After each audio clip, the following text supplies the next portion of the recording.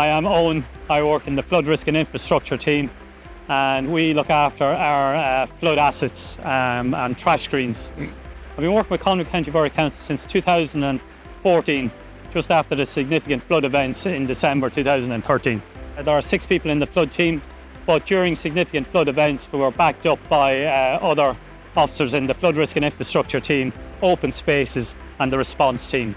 So one of our flood officers monitors the weather on a daily basis, and if we see that we've got like a yellow warning coming through, we'll mobilise the guys on the ground to go around and check our critical assets. We've got over 50 critical assets in the county, which we need to make sure are clean from debris, make sure that the water is flowing through, make sure that there's no blockages, because if there's blockages there's potentials for flooding.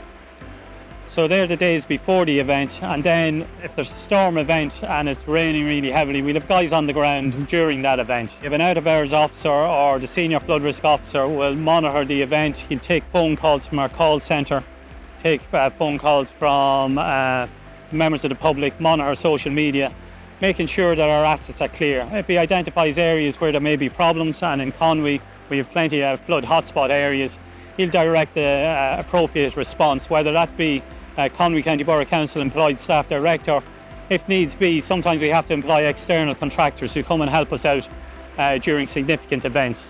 After an event you've got a different type of response. There's the clean-up response, where physically guys go out and start clearing up, because a lot of debris will be washed into water courses, and what you don't want is you don't want that debris contributing to the next storm event or the next blockage. So we'll be clearing water courses. Our gully tankers will be out clearing gully pots, because a lot of debris gets washed off the fields and ends up in the gully pots. The gullies are only designed to take highway drainage, so our gully tankers will be out there clearing up. And then we'll also be doing a post-mortem and see how we can improve for the next event. Ymunwch â thîm Conwy. conwy.gov.uk/swyddi